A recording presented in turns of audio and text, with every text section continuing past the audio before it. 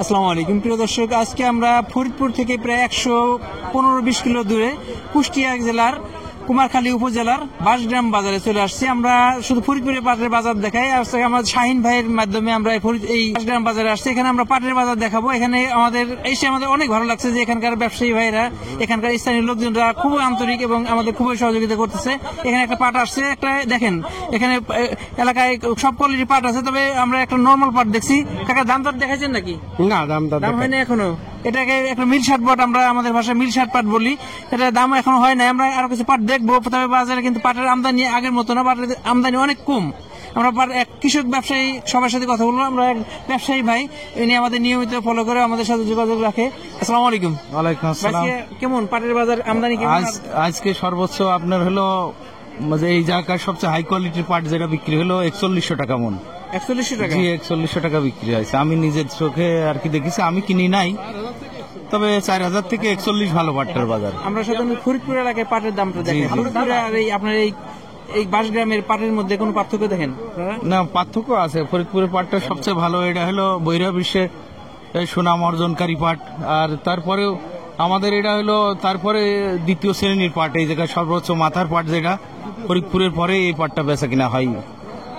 আপনার সিজনে 3800, 3900, 4000, 4100 টাকা পর্যন্ত বর্তমানে বেচা কিনা হচ্ছে।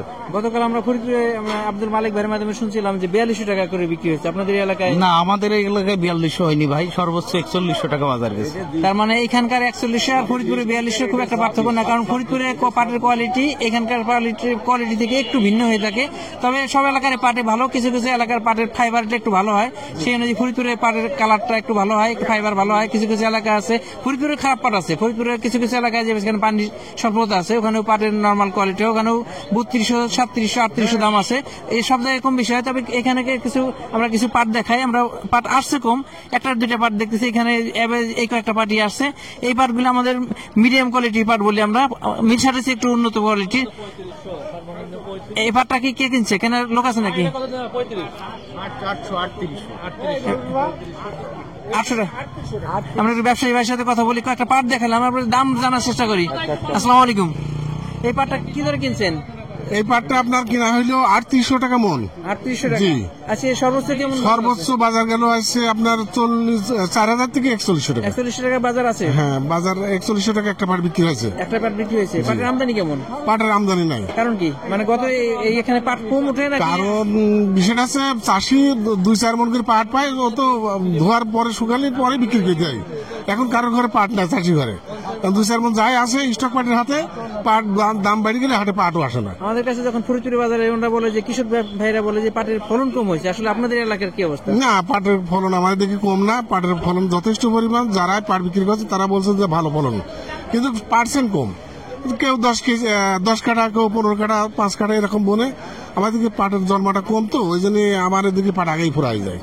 এখানে মূলত ঘটনা এমনই যে ভাই মাধ্যমে জানলাম যে আসলে ফলন খারাপ না, তবে এই এলাকায় পাটের চাষই হয় কম। ফরিদপুরে যেমন দুইটা ফসল, পেঁয়াজ এবং পাট, এখানে পাটের চাষটা আবাদ কম হয়, ধানের আবাদ বেশি। এখানে ধানের আবাদ বেশি হওয়ার কারণে এখানে পাটের আবাদটা কম হয়। তবে এরা আজকে যেটা জানলাম সর্বোচ্চ 4100 টাকা বিক্রি হয়েছে। আমরা পাট দেখাইতে পারিনি, যদি আমরা পাই আপনাদের 4100 টাকার পাটটা দেখাবো ইনশাল্লাহ। আমরা কথা বলবো পাট ব্যবসায়ী নজরুল ভাই। হ্যাঁ, আসসালামু আলাইকুম। ওয়ালাইকুম আসসালাম। কেমন কিনতেছেন আজকে পাট? আজকে পাট কিনতে পারিনি। কারণ কি? আজ আমদানি নেই। আমদানি কম? আমদানি কম কি কৃষকের ঘরে পাট নাই নাকি? কৃষকের ঘরে পাটও কমে গেছে। ওই পাটটা মোটামুটি বাড়ির পাইতে বিক্রি হয়ে যাচ্ছে। পাটের চাহিদা বেশি, মিলে তো পাট কম এবার ছিল। আর পুরাতন পাটটা এবার দেশে ছিল না, বুঝলেন। পুরাতন পাটটা না থাকার কারণে এবার মানে এত চাহিদা। আজকে সর্বোচ্চ বাজার ধরেন 3800, 3700 থেকে 4100 টাকা পর্যন্ত। তারপরেও কিনতে পারলাম না, পাট তো নেই, আমদানি নেই, একটা পাটও নেই। পাটের দাম কি যে এখন যদি আপনারা বলতেছেন যে আমদানি কম, চাহিদা আছে, আপনার দাম কি আরো বাড়ার সম্ভাবনা আছে? কেমন? হ্যাঁ, আছে। দাম আরো বাড়বে? দাম আরো বাড়ার সম্ভাবনা। দর্শক, একটা বিষয় দেখে আমাদের অনেক ভালো লাগলো। এখানে দেখেন স্কেল পদ্ধতি, যে এখানে আগে এই মুরব্বী আগে নিজে দাঁড়াইছে, দাঁড়ানোর পরে নিজেকে ওজন করছে কাঠ দ্বারা, আমরা যেটা বলি কাঠ দ্বারা। এখন এইখানে তারপরে ওনার ওজন ধরো এখন পাট সহ ওনাকে ওজন দিচ্ছে। তার মানে আমরা অনেক এলাকায় দেখি যে তারা এই ডিজিটাল পালায় নামালে মেপে ওই আগের যে সনাতনী পদ্ধতি সেই ওই পদ্ধতিতে মাপ করে। তারা সবাইকে বলবো যে ব্যবসায়ীদের ভাইদেরকে বলবো যে কৃষকের অনেক কষ্টের ফসল, কষ্ট করে ফল হয়, এক্ষেত্রে এই ডিজিটাল পালা যেটা ডিজিটাল দাড়ি পাল্লা এর ক্ষেত্রে মাপ দিলে কৃষকের জন্য সাশ্রয়ী হবে এবং কৃষক এর জন্য সুবিধা হবে। আমরা সবাইকে আহ্বান করবো যে আপনারা এই অ্যানালগ দাড়ি পাল্লা ব্যবহার না করে ডিজিটাল পাল্লাটা ব্যবহার করলে সবার জন্য মঙ্গল হবে। আমরা অপেক্ষা করতেছিলাম, এখানে পাটের যখন উৎপাদন হয় প্রথম দিকে বেশিরভাগ পাট বিক্রি হয়ে যায়, অল্প কিছু পাট এখন আজকে এমনি মেঘাচ্ছন্ন আবহাওয়ার কারণে পাট আসতেছে না, একটা পাট আসছে। আমরা একটা পাট দেখলাম আসছে, পাটটা একটু দেখান। আমরা বলছিলাম যে এই এলাকার পাট মিডিয়াম, আমরা দেখলাম এই পাট এটা ভালো পাট, হাই কোয়ালিটি পাট বলা চলে, এটা কিন্তু ভালো পাট আসছে। এটা আমরা ফরিদপুরে বলি যে স্লিপ দেওয়ার পরে আমরা দামটা জানতে পারি, এর ক্ষেত্রে এখানেও দেখলাম তাই। এখানে ব্যবসায়ী একজন উনি বলতেছিল যে এখানে দাম দর করা লাগে না। তা কেমন আশা করতেছেন যে আপনি যে পাটটা নিয়ে আসছেন? আমি আর কি আশা করব, মামু কত দেবেন আমি করতে পারি না। কয় কেজি পাট নিয়ে আসেন? মন খানিক হবে না। মন খানিক। ঘরে কি পাট আরো আছে নাকি শেষের দিকে? আর এক মন আছে। আর এক মন আছে। এই যে এখন দেখি পাটের আমদানি আসলে কৃষকের ঘরে পাট শেষ হয়ে গেছে নাকি দাম বাড়তেছে দিকে স্টক শেষ হয়ে গেছে, কৃষকের শেষ, কৃষকের শেষ।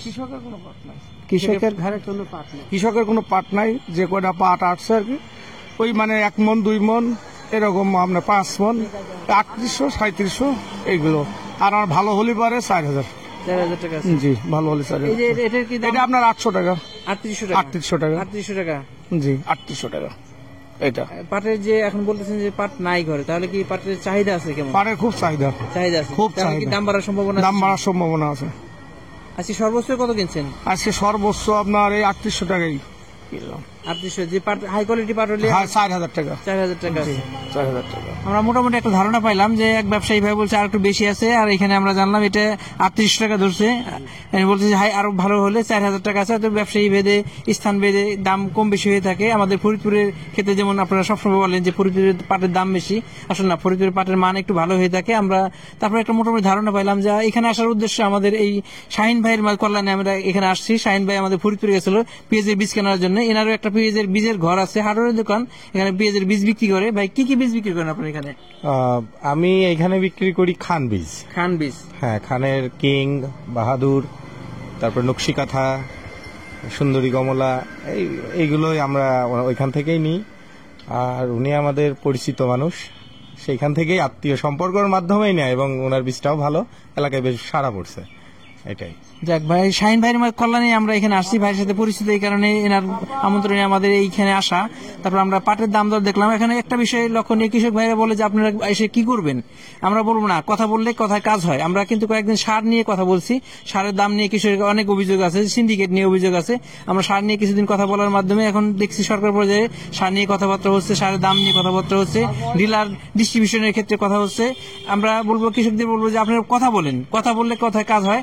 এখন এখানে ডিলারদের মধ্যে কিছু মতভেদ আছে, তারা বলতেছে যে আমাদের এর আগেও যে দামে সার কিনতাম সেই দাম একই আছে, কিন্তু এখানে দেখা যায় যে পরিবহন খরচ, যেটা পরিবহন খরচ, আসলে তেলের দাম বাড়ার কারণে পরিবহন খরচ বেড়ে গেছে। ডিলাররা বলছে যে তাদের যে পরিবহন খরচ বাড়ার কারণে যে অতিরিক্ত দাম হয়, কিন্তু তারা কমিশন একই রকম পাচ্ছে। এই কারণে তাদের একটা অভিযোগ যে এখানে সব দিকে সরবরাহ বাড়াইতে হবে। সোজা কথা, সরবরাহ, যে আমরা বাজারে দেখি পেঁয়াজের দাম কিন্তু কমে গেছে, এক্ষেত্রে সরকারের কোনো হাত নাই, কোনো ভোক্তা অধিকারের আশা লাগতেছে না। এখন যে সারের সরবরাহ সরকার নিশ্চিত করে, এক এলাকায় যতটুকু পর্যন্ত আসছে একটু বেশি যদি হয় তাহলে এই সিন্ডিকেট এমনি ভেঙে যাবে, দাম এমনি কমবে। আমরা চাই যে কৃষি পণ্যের দাম বৃদ্ধি নয়, কৃষি পণ্যের উৎপাদনের সাথে সংশ্লিষ্ট সার, ওষুধ, এগুলোর দাম যদি হাতের নাগালে থাকে বা কৃষকদের নিয়ন্ত্রণের মধ্যে থাকে তাহলে নর্মাল দামে বিক্রি করলে কৃষকের লাভবান হবে। এই পাটের ক্ষেত্রেও যেটা এবার পাটের ফলন কম হয়েছে, এই কারণে দামটা একটু বাড়তি আছে। আমরা চাবো যে কৃষক, যেহেতু ফলন কম হয়েছে, কৃষকের এখানে খরচ কিন্তু একই হয়েছে, এখানে যদি দাম যদি আরেকটু বাড়ে, যে এখন যেহেতু চাহিদা আছে, বহির্বিশ্বে পাটের চাহিদা আছে, দাম যদি আরেকটু বাড়ে তাহলে কৃষক লাভবান হবে। এক্ষেত্রে আগামী বছরগুলোতে যদি দাম বেশি পায় তাহলে কৃষকের মোটিভেশন দেওয়ার প্রয়োজন হবে না বা অন্য সহযোগিতার প্রয়োজন হবে, কৃষক নিজে থেকে চাষ করবে। আমরা চাই পাটের দাম যেহেতু চাহিদা আছে, দাম আরেকটু বাড়ুক, তাহলে কৃষক নিজে থেকে আগ্রহী পাট চাষ বাড়াবে এবং দেশের যে মিলগুলো চালু হইতেছে বা হবে সবগুলো মিল চালু করে বিদেশে রপ্তানি করা সম্ভব হবে। ধন্যবাদ, আসসালামু আলাইকুম।